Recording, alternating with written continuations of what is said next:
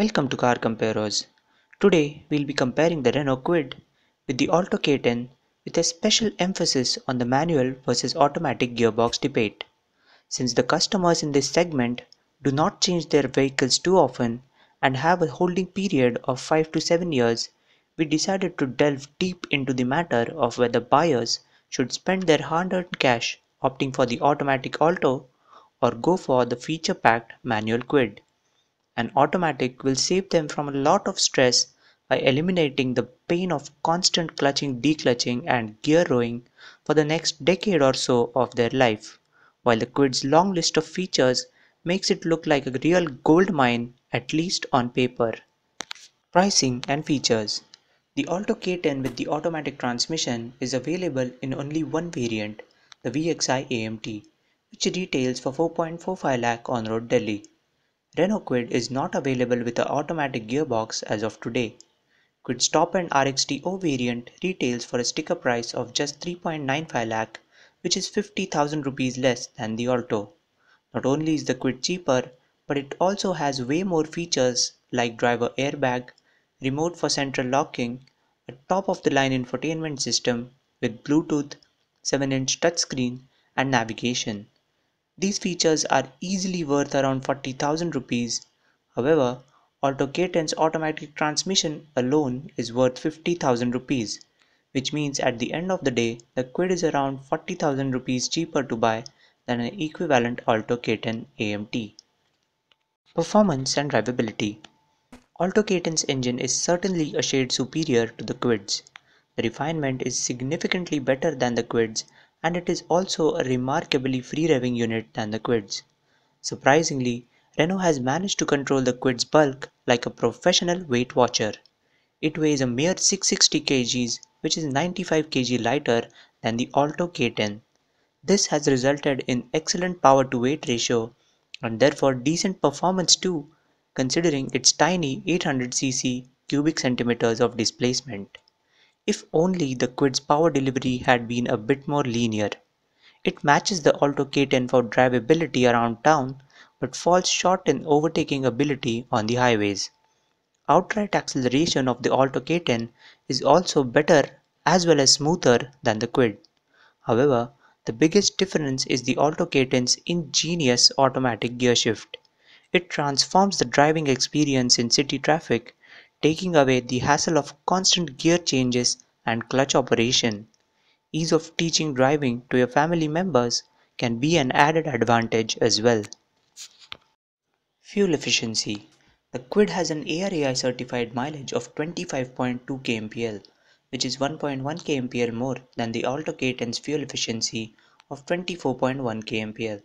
In our back-to-back tests, the Kwid was consistently 1 kmpl more efficient than the Alto K10, both the manual as well as the automatic. This means additional savings of 10,000 rupees over the Alto K10 given a usage for 60,000 kilometers. This also means that the Kwid costs 50,000 rupees less than the Alto K10 to own and run. Space and comfort. One parameter where the Kwid has comprehensively outdone the Alto K10 is in terms of the sheer expanse of space available inside its cabin. It has significantly better headroom, knee room, and shoulder room, be it in the front seat or the rear. Especially the rear seat has more than adequate room to seat 3 full-grown adults as opposed to the Alto where seating 3 passengers at the rear is no less than a punishment. But that is not all. The Kwid also has one of the biggest boots in the segment, which at 300 liters feels almost twice as big as the Alto K10's 177-liter joke of a boot. Both cars have typical low-cost Japanese interiors which don't feel premium but are bolted together to last a lifetime. Handling and ride quality. Kwid's 180 mm ground clearance makes it much more suitable to Indian road conditions than the Alto K10. Both cars have surprisingly pliant ride quality considering their tiny footprints though. Neither of the two cars is adept at cornering, but the Alto K10 has a slight advantage due to its lower CG, which is certainly not worth the immense compromise in space and comfort that having a smaller cabin has caused. Reliability and after-sales service. One parameter where Renault still has a long way to go before it catches up with Maruti is reliability and after-sales service.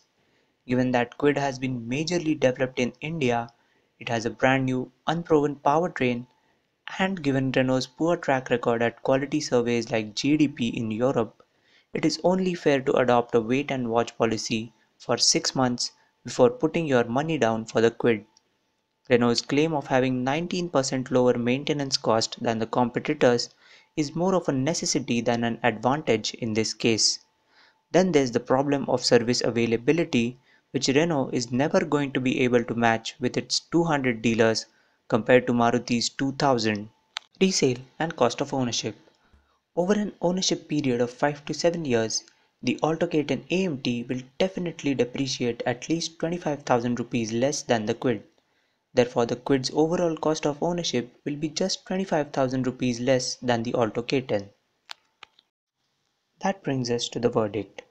For a single person city commuter, the Alto K10 AMT is a fantastic option, considering the unparalleled convenience of the Alto K10's automatic transmission. While as a family car, the Kwid is a more practical option. It does not resemble a claustrophobic cave like the Alto and offers almost all the features that a nuclear family would possibly need. Both cars are also fantastic value for money compared to their competitors, but Alto K10's days are numbered.